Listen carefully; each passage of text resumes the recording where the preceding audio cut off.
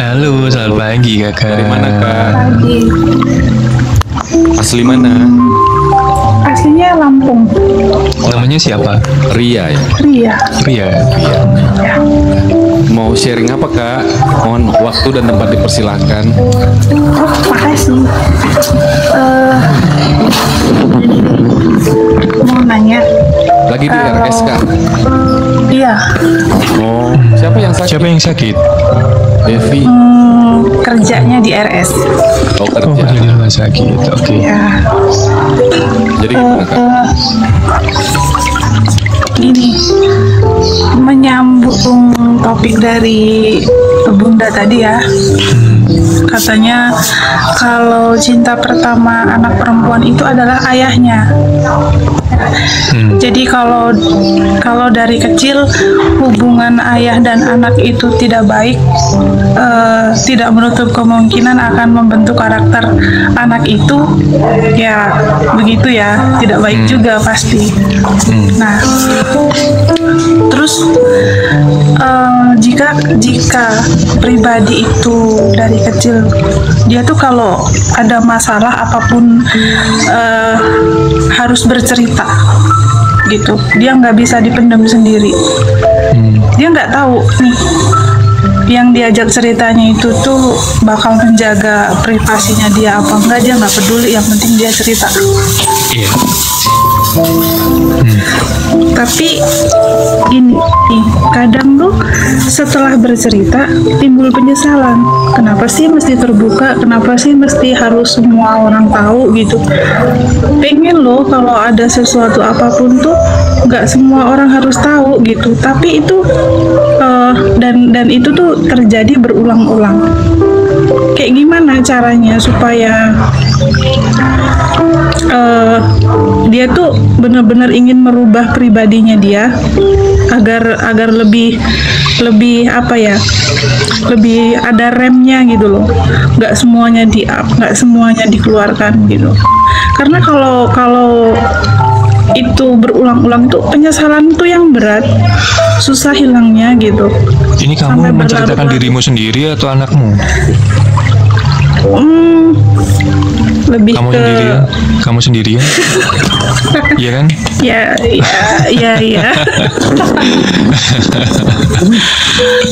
Gimana?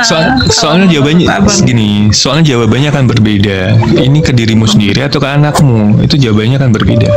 Makanya aku nanya itu. Oke. Lebih ke orang dewasa lah, bukan anak-anak gitu. Jadi penjelasannya kan beda. Kalau untuk anak gimana gitu Iya. kan? Tapi masih punya orang tua? Nggak lagi. Enggak lagi ya? Ada tapi tidak berfungsi.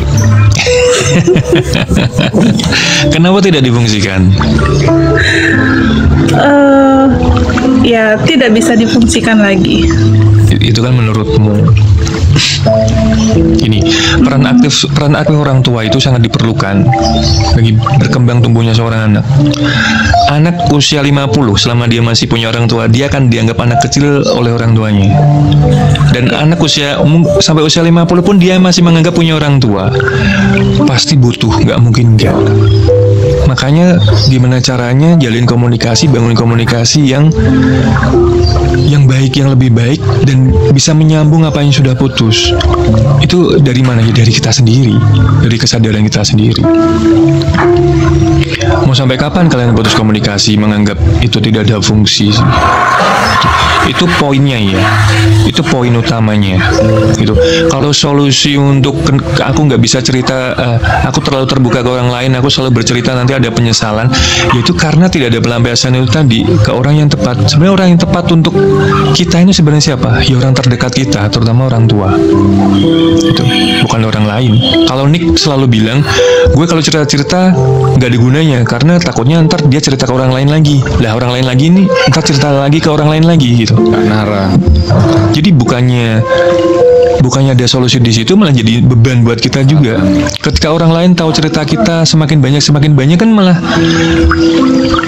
timbulnya penyesalan itu tadi gitu loh. Ya. Yang tadinya yang tahu cuma diri kita terus ke satu orang jadi 100 orang kan gitu. Ya ketika Ikan Nara itu. Kalau aku sih, aku pernah. Mungkin semua teman-teman di sini juga punya masalah ya dalam artian sama orang tua itu pasti pernah gitu loh. Tapi kesadaran diri kita, terutama anak, itu yang harus sadar guys gitu. Yang lebih muda ini harusnya lebih sadar gitu. Dia orang tua gue yang udah ngelahirin gue, dia yang rawat gue, kenapa gue harus nggak baik sama dia, harus putus komunikasi meskipun kita menganggap dia tuh gimana-gimana. Tapi percayalah dalam satu masalah, dalam suatu hubungan kita juga ikut andil bersalah gitu. Jadi kita juga harus ikut andil untuk menjalin komunikasi lagi, membangun komunikasi lagi gitu. Tapi Bang, maaf nih ya, tidak mudah menjalin komunikasi itu kalau hanya satu pihak yang punya kesadaran gitu loh Bang. Tapi kalau nggak dimulai dari satu pihak gimana? Kalau nggak dimulai dari salah satu pihak gimana? Ya pasti harus mulai. Kita harus ngalah. Bukan nggak dimulai, sudah dimulai. Satu pihak itu sudah merasa capek karena hal yang sama terulang-ulang terus gitu. Kayak misalnya gini, kita tuh berusaha menjalin komunikasi baik, entah itu maaf ya, entah itu ada materinya atau tidak, kita tetap berusaha gitu loh. Ayolah komunikasi itu tanpa landasan materi gitu. Tapi ternyata pihak lain itu kalau misalnya kita ada materi, ya it's okay, dia welcome. Tapi kalau kita nggak ada materi, kita diabaikan. Jadi kayak capek gitu loh. Iya.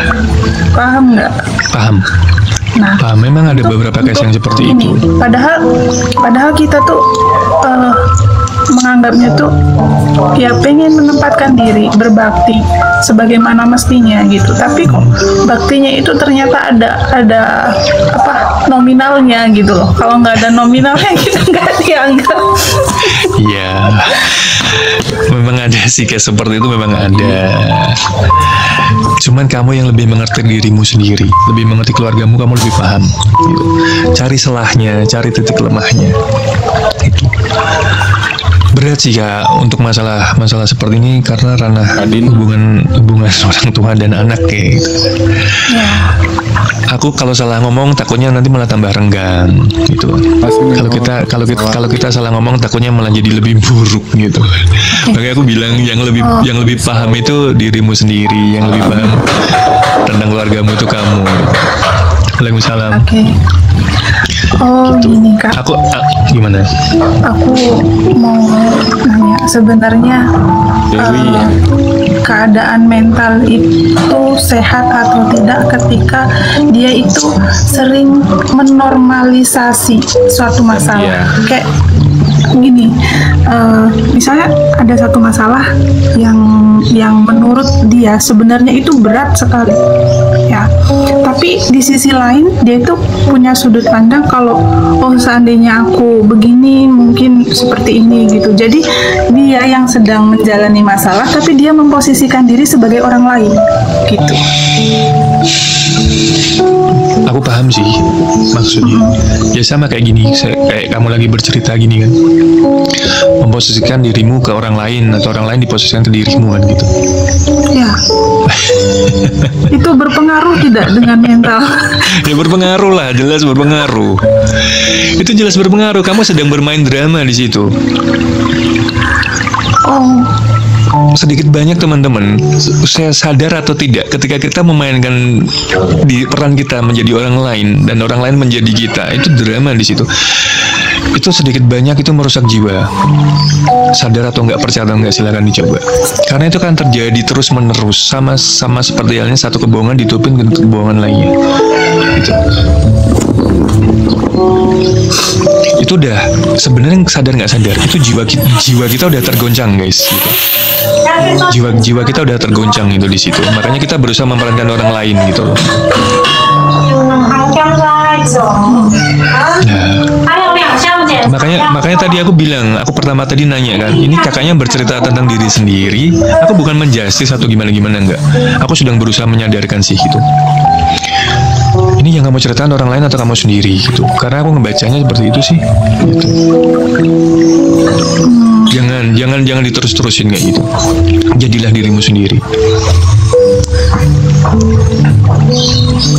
Tapi gini loh Bang, maksudnya tuh kita kita tuh jadi sahabat buat diri kita sendiri, ya kan? Kalau kita lagi ada masalah, kita tuh lagi ngadepin masalah, tapi di sisi lain kita tuh seperti mensupport, seperti memposisikan diri yang sebagai orang lain yang memberi semangat, memberi support seperti itu.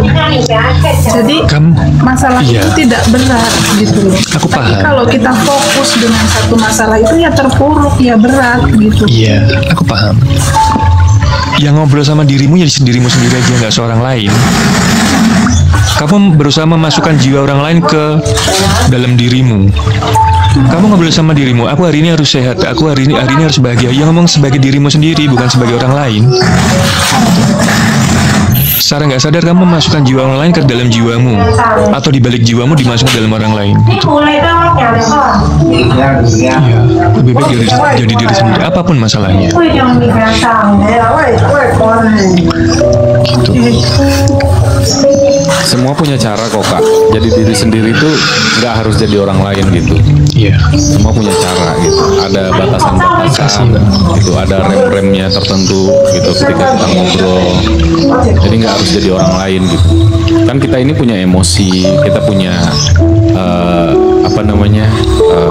etika gitu kan. Itu yang kita permainkan, bukan kita harus jadi orang lain gitu. Misalnya kita biasa ngomongnya keras, ya dengan diri kita sendiri kita juga bisa ngomong lembut gitu loh. Nggak harus kita bilang diri kita ini saya keras gitu. Semua manusia kan punya cara sendiri dengan diri dia gitu. Itu aja sih. Iya. Kamu ini kuat kok, bisa sebenarnya. Iya. Kamu ini tak lihat sebenarnya kuat gitu loh. Punya jiwa yang kuat, punya kemauan yang keras. Ya, bisa gitu.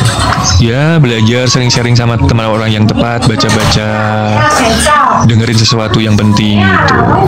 Itu sih pesanku kayak gitu aja. Oke. Kalau gini, misalnya orang-orang yang pribadinya seperti itu, terus dia tuh menjalin suatu hubungan, ya. Di dalam hubungan itu tuh dia memperlakukan orang lain, harapannya bukan untuk mendapat timbal balik seperti yang dia lakukan, cuman dia tuh berharap pengen hadirnya dia itu dihargai, dianggap ada, itu aja. Tapi kalau dia nggak dapat itu, seperti merasa dirinya itu cuma dimanfaatkan. Udah jogging. Iya. Aku kurang kedengeran karena suara itu. Iya, ke distract sama suara belakang ya, agak berisik sih. Oh sorry. Cuman aku paham sih, kalau dalam hubungan seperti itu nanti jatuhnya nggak nyaman. Iya. Iya, jatuhnya nggak akan nyaman guys. Meskipun cantik, meskipun kaya, meskipun apapun itu akan tetap suatu saat akan ditinggalkan karena nggak nyaman gitu. Kalian pernah berhubungan nggak dengan seseorang cakep banget misalnya, udah tajir, cakep, baik, gini, tapi nggak nyaman? Itu pasti lambat laun akan pergi gitu. Gue kurang, tadi jatuhnya gini, gue kurang apa ya gitu. Iya. Pertanyaan seperti itu, gue kurang apa kok gue ditinggalin apa? Dan ya itu, dalam hubungan tuh yang dicari kenyamanan. Tapi bukan ditinggalin, malah justru dia yang paling apa ya, paling berani ngambil keputusan gitu. Kak Devi. Enggak ini ya udah gitu. Iya, kan tapi intinya sama Kak. Ini aku tadi bercerita kalau pada akhirnya itu kejadian, pada akhirnya kita mempertanyakan diri kita gitu loh. Kenapa salah gue apa ya? Kok gue sampai ditinggalin gitu? Itu universal, itu general, bukan buat kamu gitu. Tapi intinya sebenarnya sama sih. Gitu. Intinya kalau kamu jadi diri orang lain, kamu mencoba untuk menjadi orang lain, itu pasti nggak nyaman, tuh berasa, pasanganmu tuh pasti berasa. Bukan pasanganmu ya, pasangan kita semua berasa guys. Kalau kita sedang berusaha menjadi orang lain, gitu. Oh satu lagi Kak, gimana caranya? Tips yang paling akurat ya untuk merubah kita ke depan gitu. Gimana caranya biar tidak apa bahasanya itu love booming ya, gitu. Bukan dalam hubungan aja, dalam Ya, hubungan. jadi diri sendiri. Jadi diri sendiri. Sadar kita ini siapa, sadar pokoknya. Ya, jadi diri sendiri. Sadar tuh berarti kita ngapain sih di sini? Kita lagi apa sih di sini gitu. Kita ini akan kemana sih gitu. Itu sadar. Kita ngobrol gini ya, kita ngobrol gini nih ya, belum tentu kamu bisa mendengarkan burung-burung di luar sana, apa yang terjadi di sekitarmu, karena kamu fokus ke kita. Ya masalah itu juga seperti itu. Ketika kamu fokuskan, kamu gak akan bisa mendengar yang lain, kamu tidak bisa melihat yang lain yang lebih baik. Jadi sebenarnya kuncinya sama intinya sih.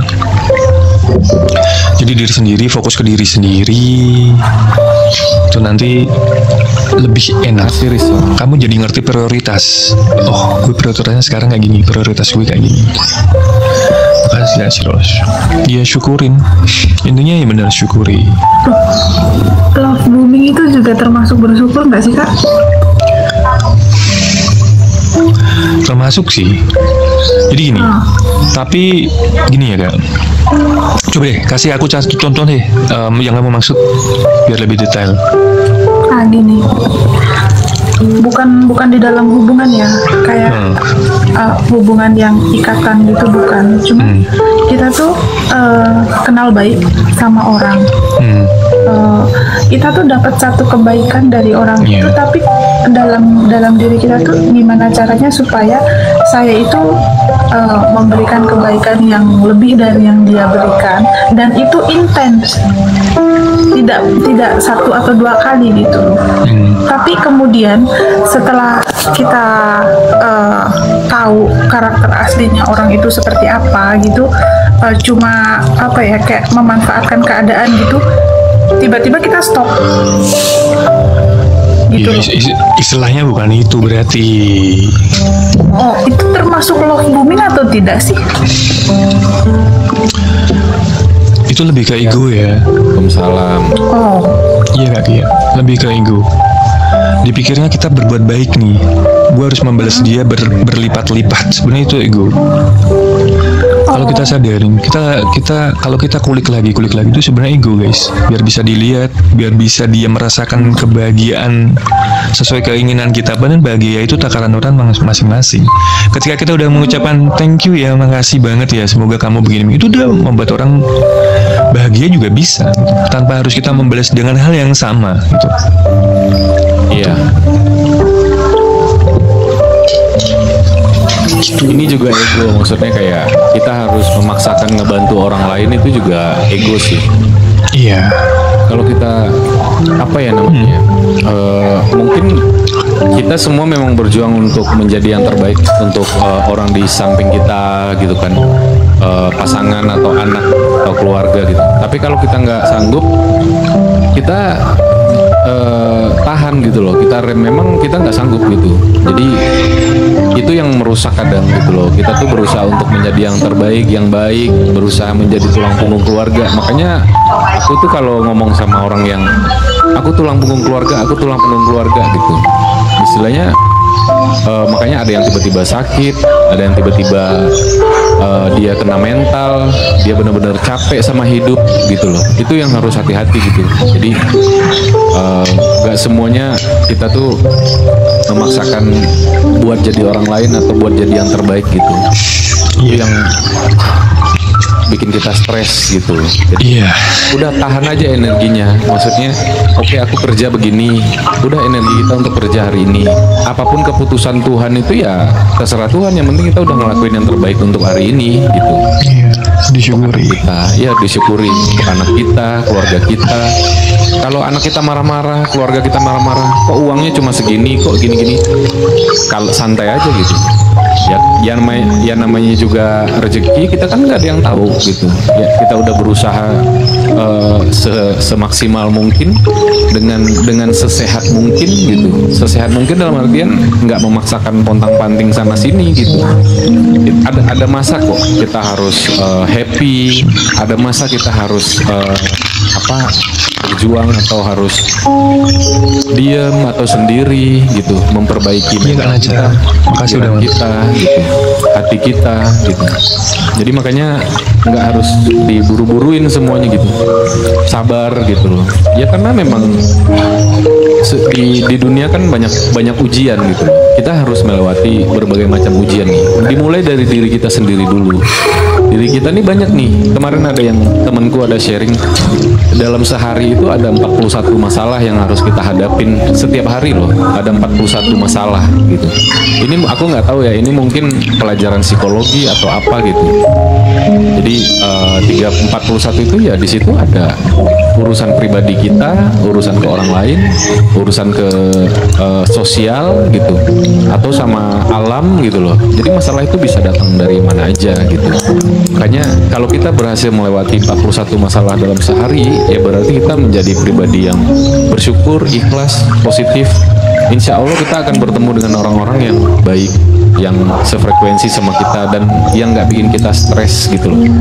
Kebaikan pun juga akan, kalaupun kita nggak minta Tuhan ngasih kita kebaikan, alam akan mendekatkan kita dengan hal-hal yang baik gitu. Berarti intinya apa? Berarti semuanya ada di pikiran dan hati kita, supaya Tuhan mendatangkan hal yang baik di hati kita gitu. Gitu. Jadi kita berhak bahagia, berhak sedih. Kita punya hati. Kalau hati ini dikasih perasaan sama Tuhan, kayak bisa sedih, bisa seneng, bisa marah, bisa bahagia, ya kita yang menciptakan gitu. Kalau kita mau happy, ya kita bikin hati kita happy. Jadi kalau ada orang yang menyakiti kita, kalau kita benar-benar happy dengan orang menyakiti kita, disitulah tingkat ikhlas yang paling tinggi. Orang ini lagi menyakiti kita, lucu ya gitu. Kok dia bisa menyakiti kita ya gitu.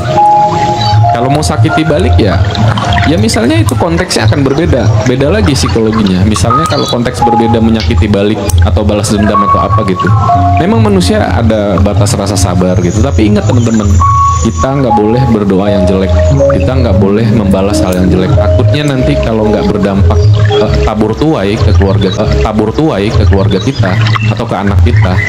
Oke, sekarang tabur tuainya, misal kita balas dendam atau doa yang jelek untuk satu perkara, tapi ternyata alam nggak suka sama kita. Alam akan ngasih kita musibah atau ujian yang 10 kali lipat daripada apa yang kita lakuin ke orang itu gitu. Makanya kita harus berhasil melewati ujian-ujian tersebut dengan baik, dengan sehappy mungkin. Oh, dia lagi berakting jadi orang jahat nih sama kita, kita senyumin aja. Kalau hati kita bahagia, insya Allah jalan keluar itu pasti ada gitu loh, dengan cara kita sendiri. Kalaupun kita sudah ngelakuin itu dan Tuhan meridoi gitu, akan terjadi sendiri kok kebaikan itu, tanpa kita harus memaksakan gitu loh Kak. Jadi sedamai mungkin deh kita melihat dunia ini, karena kembali lagi dunia ini memang panggung sandiwara. Tapi apakah benar-benar kita menganggap panggung sandiwara? Kan enggak. Kalian kok serius-serius banget sih hidup, kata Allah.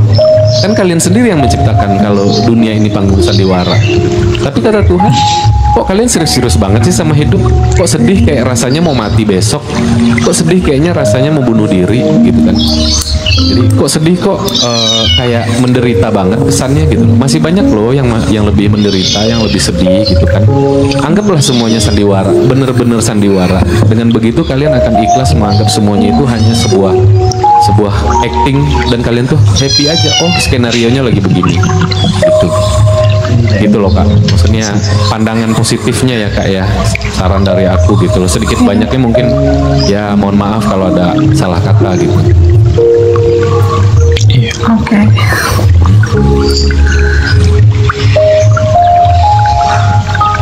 Tapi aku lihat ini kakaknya ini kok bisa apa ya, menyikapi dengan baik. Dia nggak yang terpuruk banget sebenarnya, nggak cengeng banget gitu. Masih bisa berpikir jernih. Pertanyaanmu tuh pertanyaan yang jernih menurutku. Pertanyaanmu tuh pertanyaan yang bukan curhat gitu loh. Paham kan maksudnya kan Nik? Lu paham kan Nik? Ya kan? Pertanyaannya tuh pertanyaan yang jernih gitu. Solusinya apa sih gitu? Pertanyaan tuh mengandung solusi gitu. bukan pertanyaan cuma curhat begini. Rara, Aku lihat kamu orangnya masih waras kok. Dalam artian masih waras tuh belum begitu oleng banget gitu loh, belum sampai di titik terendah oleh misalnya. Oh, tapi susahnya itu Kak, kalau lagi terbawa suasana dalam. Oh, ini. Kalau lagi terbawa suasana itu, kadang Iya, misalnya maksudnya. ya harus dikeluarkan, harus diucapkan. Ya wajar, nggak apa-apa. Itu mengeluarkan energi yang nggak baik. Itu mengeluarkan energi negatif. Teriak aja. Kalau mau teriak aja. Nangis aja nggak apa-apa. Iya kak, makasih udah mampir ya. Masih bisa berpikir normal kayaknya. Iya, tapi gue masih gak. Iya bener teman-teman. Beberapa hari yang lalu, beberapa waktu yang lalu itu sempat mengalihkan media. Pokoknya gimana caranya ini harus keluar, tapi medianya beda. Saya tidak mau cerita ke orang lain. Saya menulis. Jadi saya tulis semua apa yang saya rasakan. Tapi lama-lama kayak Makasih ya. capek gitu loh. Iya. Lebih kalem aja gitu, lebih diem aja gitu. Kita memprosesnya di dalam diri aja, nggak usah dikeluarin gitu. Bisa. Tapi ternyata nggak mudah. Iya memang nggak mudah tapi bisa. Kalau belum diungkapkan gitu, belum lega rasanya. Nah, kalau sudah diungkapkan, itu baru timbul sharing di dalam diri itu. Aku kayak gini. Akhirnya menyesal yang berkepanjangan. Nah, itu yang mesti dirubah, tapi susah gitu loh. Iya, tapi bisa. Kamu berdiam diri aja sebelum tidur. Berdiam aja. Biarkan pikiran itu lewat. Dia mau kemana sih pikiran ini gitu? Maunya kemana sih pikiran ini? Tapi nggak dipikirin ya, diamatin. Jadi ketika kita diam, kita mengamati pikiran nih. Bukan berarti mengamati itu mikir guys. Mengamati ini sampai sejauh mana nih sih? Ini sampai sejauh mana? Nanti keluarin aja. Kamu mau teriak, kamu mau hembusin nafas, mau apa? Iya Kak Vina, makasih ya. Itu salah satu caranya. Ada banyak cara sebenarnya teman. Itu yang bisa aku kasih kamu, salah satu caranya itu amati pikiran kita tanpa berpikir. Amatin diri kita tanpa berpikir. Amati orang lain tanpa berpikir. Coba aja praktekin. Buat teman-teman juga coba praktekin. Kita akan lebih lega dan kita akan lebih ngerti maunya diri kita sendiri. Maksudnya tanpa berpikir tuh gimana? Ya kamu ngamatin aja. Ini maunya kemana sih? Jangan dilawan. Oh. Ketika kita diem nih, coba dia keinget mantan nih. Ya udah ikutin aja. Mau sampai sejauh mana sih gitu. Tapi jangan dilawan, kalau ketika kita ngelawan berarti kita udah berpikir teman-teman. Gitu loh. Kalau ya misalnya cara lainnya gini ya, misalnya kakak gitu sih. mungkin nggak bisa sesimpel itu ya. Iya, tapi belajar pelan-pelan. Aku kayak gini, misalnya contoh, aku banyak masalah nih, tiba-tiba menyerang di pikiranku gitu. Aku berusaha untuk tenang, tarik napas gitu kan. Aku memaafkan semuanya gitu kan. Seandainya masih kepikiran, aku menyibukkan diri aku gitu loh, menyibukkan diri aku biar supaya aku lupa gitu kan. Terus aku mencoba untuk netral, maksudnya tuh ini aku anggap hal yang biasa gitu loh. Aku berusaha netral, dan karena udah aku lewatin, ya aku kan udah lewat gitu loh. Aku berusaha menekankan itu. Kalau ini udah lewat ya sudah gitu. Aku berusaha untuk tidak memikirkan lagi, karena penyesalan itu kan memang datangnya belakangan. Tapi kan kita sudah lakukan, berarti kan tidak harus ada yang dipikirkan lagi sebenarnya gitu. Apapun resikonya ya karena memang kita yang bikin. Jadi akhirnya kita cuma bisa mengikhlaskan gitu loh. Nah itu tuh yang paling berat untuk melepaskan dari pikiran kita itu, ya tadi itu bertemu dengan orang-orang yang positif, yang nggak bikin kita down gitu, yang atau kita melakukan aktivitas lagi yang biar lebih ada sibuk lagi supaya lupa dengan masalah apapun itu gitu loh. Tuh memang itu semua manusia itu valid sih. Gak semua manusia bisa, tapi pelan-pelan pastilah, insya Allah bisa. Yang paling parah itu kalau rasa malu, Pak. Kalau rasa penyesalan itu masih bisa ditepis, kita mengalihkan itu masih bisa. Yang parah itu kalau malu, kayak kita tuh udah melakukan satu hal, terus ya waktu kita melakukan itu kita tuh nggak mikir belakangnya kayak gimana gitu. Nah, pas udahnya kayak ngerasa malu banget. Ih, ngapain sih aku tadi kayak gitu loh. Sumpah malu banget sama diri sendiri lah. Itu lebih parah dari nyesel tau. Ya malu tuh ya nyesel itu. Enggak.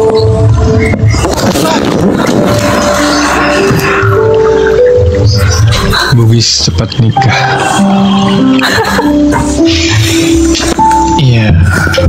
Ya yang bisa kita yang kita bisa sampaikan ya itu tadi sih, selebihnya kembali lagi ke dirimu sendiri. Ya. Gitu.